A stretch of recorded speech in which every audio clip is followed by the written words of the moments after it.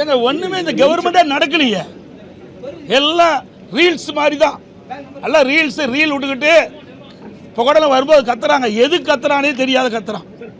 ஏங்க ஒருவர் உடலை மீட்க வேண்டும் என்று சோதனையான நேரத்தில், இன்றைக்கு துயரமான நேரத்தில் கத்திட்டு இருக்கிறாங்க.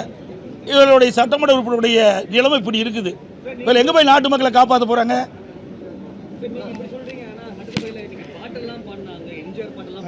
ஆமா, அதாவது உயிர் போனதை பற்றி கவலை இல்லை, பாட்டு பாடுறது தான் முக்கியம். ஏங்க ஒரு உயிர் போய்விட்டது, தமிழ்நாட்டை சேர்ந்த வேதனையாக இருக்குதுங்க. குறிப்பாக ரொம்ப ரொம்ப வேதனைப்படும். இதுக்கு முந்தி 38 வயசு அந்த குடும்பத்தில் இருக்க உறவினர்கள்லாம் எப்படி வந்து வேதனைப்பட்டு கொண்டு இருப்பாங்க. அந்த வேதனை கூட புரியாமல் ஒரு அரசாங்கம், அதான் ரீல்ஸ் விடுற அரசாங்கம் தான் நடந்துக்கிட்டு இருக்குது.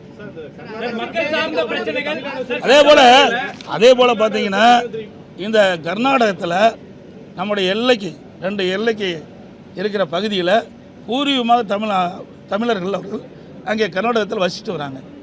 அவருடைய காலை காணாமல் போய்விட்டது என்று வனத்துறையில் போய் தேடிட்டு இருக்கும்போது வனத்துறை அதிகாரிகள் சுட்டு கொல்லப்படுறதாக அவருடைய உறவினர்கள் தெரிவிக்கிறாங்க.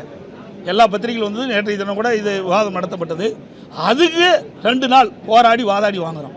இதில் எங்கே தமிழ்நாட்டு மக்களை காப்பாற்ற போகிறோம்?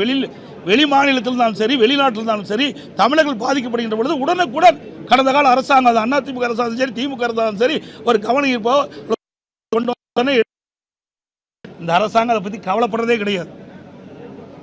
மிக மோசமாக ஒரு சூழ்நிலையில் இந்த அரசாங்கம் செயல்பட்டு கொண்டிருக்கிறது. இது உண்மையாக கண்டிக்கத்தக்கது. அந்த குடும்பத்தை சேர்ந்தவர்களுடைய மனநிலை எப்படி இருக்குன்னு கூட உணராத ஒரு அரசாங்கம் இந்த அரசாங்கம்.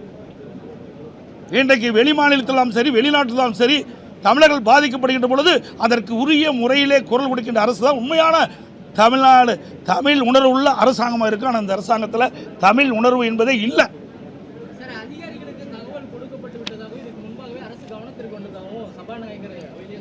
ஏன் இதை சொல்ல வேண்டியதான பதில் இல்லை? இதில் என்ன கஷ்டம் இருக்குது? நாங்கள் மென்ஷன் தாங்க பண்ணுறோங்கிறோம். ஏங்க 5 நாட்களாக தொடர்ந்து நாங்கள் வந்து இந்த அவையில் மென்ஷன் பண்ணுறோம். இந்த அரசாங்கம் உரிய நடவடிக்கை எடுக்க வேணும்.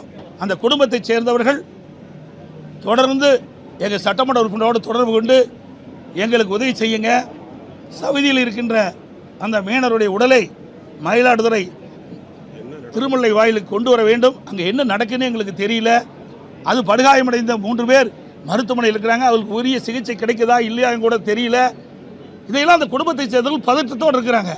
அதைத்தான் எங்களுடைய எதிர்க்கட்சி என்ற முறையில் அரசனுடைய கவனத்துக்கு கொண்டு வரோம். அரசாங்கம் அதுக்கு உண்டான முயற்சி எடுத்து அந்த உடலை தாயகத்துக்கு கொண்டு வருவது கடமை. ஆனால் அதையெல்லாம் தட்டி கழிக்கிறாங்க இந்த அரசாங்கம். அது பாருங்க, 3 நாட்களாக தொடர்ந்து நாங்கள் வலியுறுத்திட்டே இருக்கோம் சட்டமன்றத்தில். இன்றைக்கு எடுக்கிறோம், நாளைக்கு எடுக்கிறோம், 3 நாளைக்கு எடுக்கிறேங்கிறாரு. முதலமைச்சர்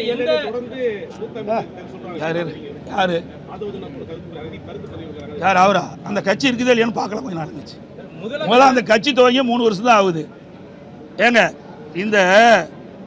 இன்றைக்கு தமிழ்நாட்டை சேர்ந்த மயிலாடுதுறை மீனவர் அங்கே குண்டடிபட்டு இறந்து கிடக்கிறார். நாங்கள் வரும்போது கைதிட்டு சிரிச்சிட்டு இருக்கிறேன். உணர்வு உள்ள ஒரு தமிழன் சிரிப்பானா? இவ்வளோ துயரமான சம்பவம் கிடையாது அவர்களுக்கு. ஏதோ அவர்கள் வந்து சட்டமன்ற உறுப்பினர் ஆகிட்டாங்க, ஆட்சி வந்துட்டுது, ஆட்சி அதிகாரம் இருக்கிறதுனால என்ன வேணாலும் செய்யலாம் நினைக்கிறாங்க. மக்கள் வெளியில் பார்த்துக்கிட்டு தான் இருக்கிறாங்க. எந்த அளவுக்கு வேகமாக வந்ததோ அந்த ஆட்சி அந்த அளவுக்கு படுபாதாளத்தில் போயிடும் விரைவில். நன்றி, வணக்கம்.